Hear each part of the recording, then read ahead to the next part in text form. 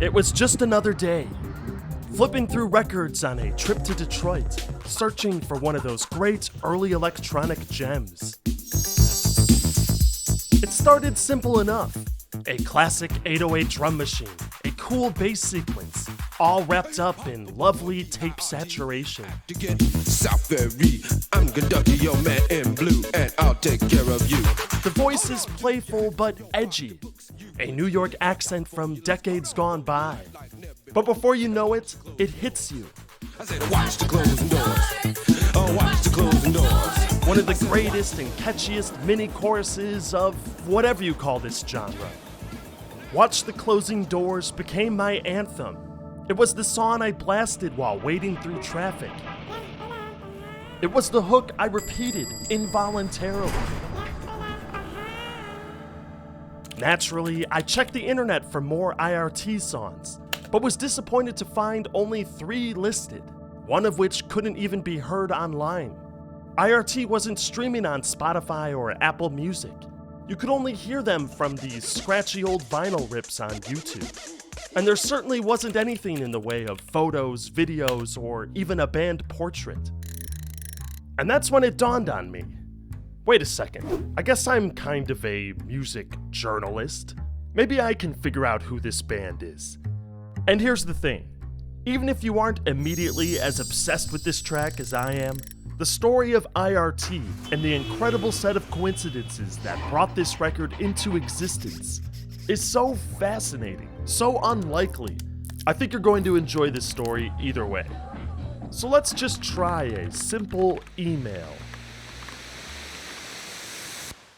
New York back then had late night clubs that opened up 9 p.m., 10 p.m. at night and stayed open all night. They were dance clubs.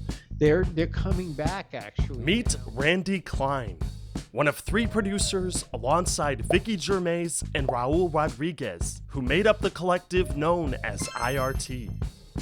Randy might not be the face you're expecting when you think electro hip-hop pioneer. He's a lifelong New Yorker who started his music career playing show tunes in mob-run bars and upstate tourist lounges back in the 60s. His path towards electronic music started when he joined the live band of soul singer Ralph Graham, tasked with the job of recreating string and brass parts with the tools available at the time. The keyboards that I played back then was a little ARP Odyssey, and I had a Hammond B3 organ, and I had a Mellotron. And I kind of made my keyboard role on this band into like, I'm the orchestra. This would lead to more high-profile gigs, including 3 years on the road with R&B star Millie Jackson. I played that funky music white boy. I was it. And I was the only white guy in an all-black rhythm section. I loved these guys. They were great. Meanwhile, Randy's reputation was growing as a guy who could give your song its finishing touch. Somebody would want horn parts on a synth on a track, and I'd bring my 3,000-pound instrument over to the studio. And from that, I went into a partnership in a company with a very smart record person and a dear friend, Vicky Gervais, and she had that same open feeling like, you know, if we can make something happen musically with it, let's go for it. You know, we lived right across the street, and maybe he was walking his dog and it was something like that. I was always writing. You know, in high school, I was the poet laureate in my graduating class. I just always wrote. And Randy was the first person that I met that just, you know, I would bring a lyric over and he would, in 5 seconds, sit down and say, what about this? Randy and Vicky started writing together every single day, with Vicky supplying the lyrics and Randy setting them to music. But they weren't trying to become famous performers. In a move that seems quite antiquated today, their goal was to write songs for existing stars, a task that they soon learned was far more difficult than it seemed. The golden age of the songwriter and the Brill building was over. People were starting to write, artists were starting to write their own songs. We kept trying and pitching and pitching and pitching. We would get so many almosts, but no. They were frustrated but undeterred, For one, there was a growing realization that, with all the friends they were making who were session musicians and recording engineers, maybe they didn't need to rely on the establishment. Maybe they could put out a record themselves. And secondly, I remember one of my roommates coming home one day saying, "Oh my God, you have to come with me right away. You've got to come. Don't ask any questions, just come with me." So we caught a bus down to Columbus Circle. And there were kids down there, and they had boxes laid out, cardboard boxes, and they were breakdancing. And I had never seen anything. I mean, it was just, I'm getting the chills thinking about it. I knew that this was going to be the biggest thing in the world. So I knew we had to do something, you know. Look, you can't be who you're not. We weren't going to write a rap that was going to talk about our unfortunate growing up in the Bronx. Because we didn't come from there. It just wasn't our reality. So this was a case where we had to write about something we knew about. And what did we know about? You know, we knew about the subway. So Randy and Vicky decided to write a rap song about New York's one train, also known as the Interboro Rapid Transit, or I.R.T. The train ran from the southern tip of Manhattan to Harlem, passing through many storied neighborhoods along the way. Chinatown, it grows. I.R.T, of course, also became the name of the band. But for them, the acronym was changed to Interboro Rhythm Team. I think it was a gift. It came to us, the planet shifted, and it came to her. There was just one problem. The pair may have been virtuoso pianist and poet, but neither had ever created an electronic dance track before, let alone hip-hop. But through mutual friends, they met a shy young music producer, Raul Rodriguez. In 1982, he had just finished working on Parrish's debut album, the ultra-influential dance album that would come to define the genre of Electro. America's first all-electronic dance genre was basically funk music recreated with synthesizers, drum machines, and vocoders. And it came a few years before house and techno. You know, I mean, it was like if you had Raul, something was going to happen with it. At least it was going to be danceable. It was going to be a great track that people would respond to. Raul introduced the trio to the Roland TR-808 drum machine, and in painstaking analog fashion, without any computer screens or drag and drop editing, they put this track together. There was a device that was a connecting device that created the arpeggiations. It was like linked to the drum machine's internal clock. In fact, everything back then was triggered off of a clock. You had to write down all the settings of every one of the machines. And it was guaranteed that when you put the machine back to the settings, somebody scribbled and you didn't really know. The trio was already polling late nights, working from 2 a.m. to 11 a.m. when studio time was cheap. But creating the final mixdown was a whole other story. You see, any adjustment you want to make mid-song, like the vocals getting louder during the chorus, or the synth panning from left to right, all of these are done very easily today with automation lines. But back then, you needed to literally move the dials in real time. We started at like 10 o'clock in the morning and we didn't get out of there until 5 o'clock the next morning, something like 17 or 18-hour mixes with many people with hands on the board, so that when a certain thing would happen, everybody would do the moves. It's how it worked. And you had to rehearse it and do it multiple times till you could get it perfect.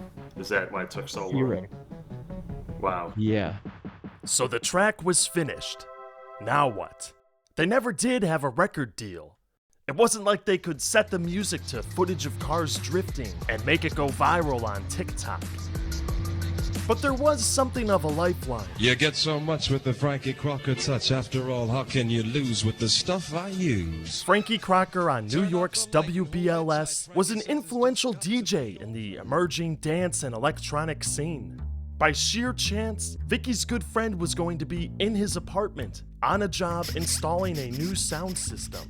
And I asked him, you know, could you give this to him? And, you know, he did. And I got a phone call and, you know, he said, I'm going to play it at such and such a time. Let's see what happens. And the phones lit up like a Christmas tree, as they say. Frankie Crocker also had a deal with RCA Records. He could put out music through his own label, Automatic, and RCA would distribute them.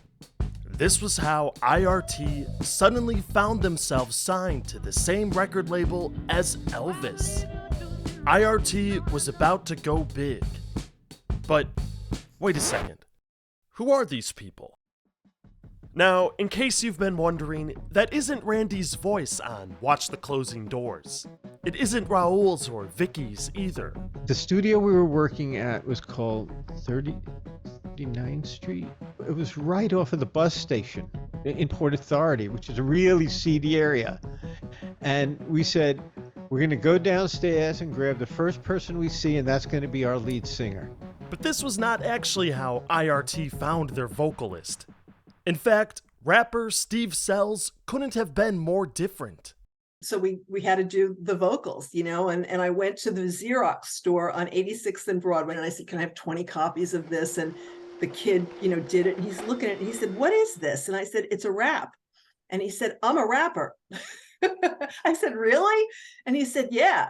And I said, well, we're recording it tonight. Do you want to give it a try? And he said, absolutely. He wasn't hip. He was the antithesis of hip. He wasn't a street kid, that's for sure. He was not very experienced in the studio. He was nervous. I remember that.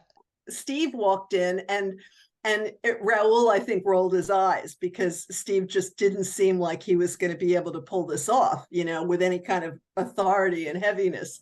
And he ended up being fantastic. So Steve Sells became the band's lead singer, and session singers Nisha and Heidi Dudley backed him up. I have to admit, I was a bit disappointed to learn that the grizzled, edgy voice I had grown accustomed to guiding me through Manhattan was not the mastermind behind the music. But this was actually pretty common in dance music at the time. Of the top 50 songs on the dance chart that year, roughly 1/3 of them had lead vocalists who were not credited with songwriting. I guess it kinda makes sense when you consider the painstaking effort it took to program all those sequencers and drum machines. It would be difficult to master that and be an effective singer and performer at the same time. It kinda makes what this guy did all the more impressive. This is what it sounds like when the doves cry. Okay guys, just a quick reminder that you are watching Bandsplaining. Like, subscribe, yada yada, you know the drill. And if you've been with us for a while, maybe it's time you check out the Patreon. Honestly, I think it's pretty well stocked. There's videos and stories that haven't been posted anywhere else. And we're not greedy, it's $2. Honestly, it helps us out a lot since some of our videos have been getting demonetized. It's a whole other story. Okay, back to I.R.T. Watch the Closing Doors came out at the end of 1983. Back then, the Billboard Dance Chart was determined based on what DJs were literally spinning at nightclubs. So promoting the record was a little more hands-on. I remember that Randy, he had this pickup truck that was broken and the horn was on. As soon as you turned the car on, the horn was on. The whole gang would pack into the truck, along with Randy's dog Cosmo, driving for miles outside the city and braving the elements. At least, whoever was unlucky enough to be stuck riding in the bed. There was one club that we played a couple of times, and they would give us like a few $1,000s for playing one song twice. The group would go on at like 2 or 3 in the morning because that was when things were just getting started. These places, it was a fire hazard. It was a living fire hazard because these people, 1,000 of them would be inside this cage, basically. Their hard work paid off. In January 1984, the track entered the dance charts, where it would stay for 15 weeks. On March 10th, it peaked at number 6, sandwiched in between Denmark's Laid Back and the Eurythmics. Here comes the rain again. The band was given shout-outs in major music publications. The single was getting distributed in other countries. Watch The Closing Doors by Interboro Rhythm Team. But not all was sunshine and roses. For one, beyond designing the cover art, RCA did basically nothing in the way of promotion.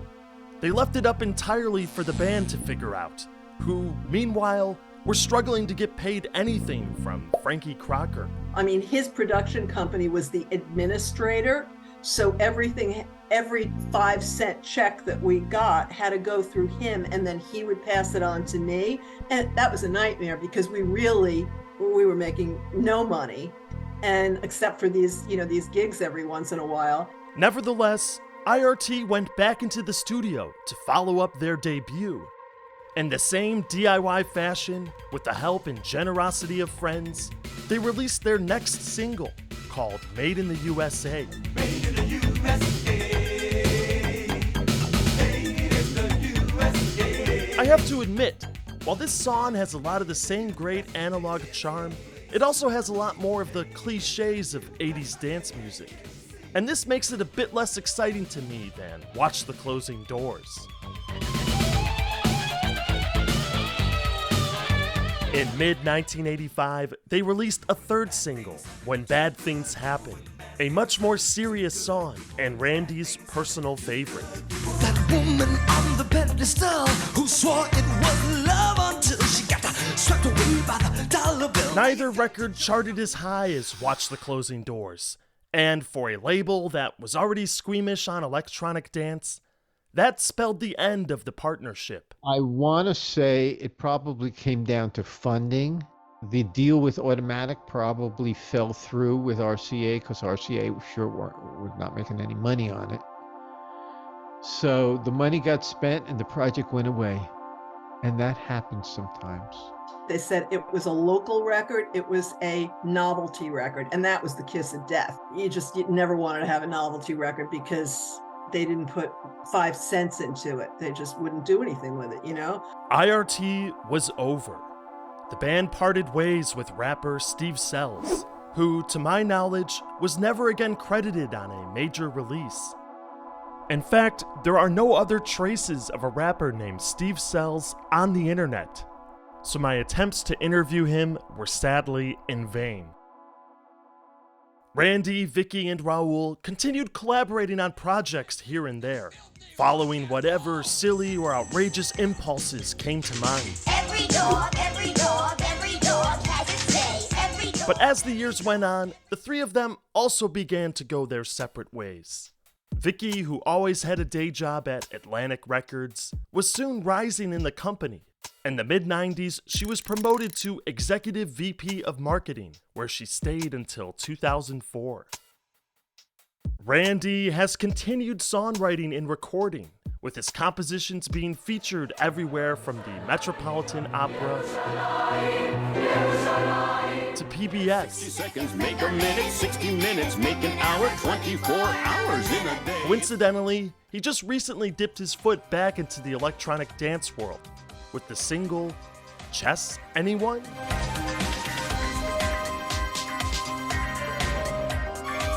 And Raul, likewise, continued writing and producing.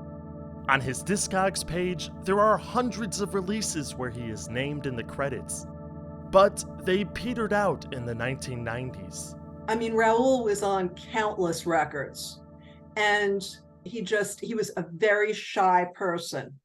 The sweetest thing in the world, very funny when you got to know him, you know, but I mean, he was terrible in a meeting, you know, and he was cute. He could have probably been an artist if I had known better, maybe I should have managed him or something. I don't know.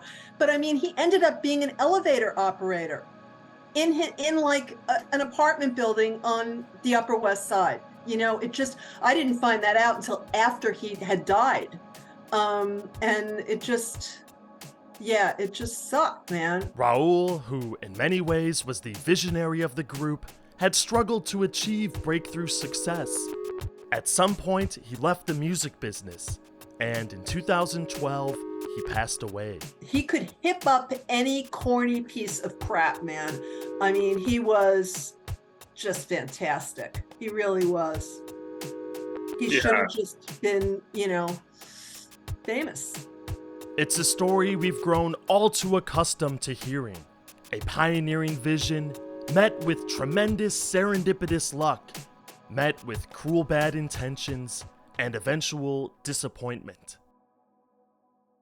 It may not be an entirely happy ending, but I'm glad that this chance encounter at a record store led me to meet such a fun cast of characters and share their unlikely story. As always, thanks for watching. Big shout out to our animator, Party Coletta. Subscribe or head over to the Bandsplaining YouTube channel for more cool music stories. And if you've been following us for a while, perhaps it's time you check out the Patreon. Alright, until next time. Hip hop boy, D.I.R.T. Act to get South Ferry. I'm gonna duck your man in blue, and I'll take care of you.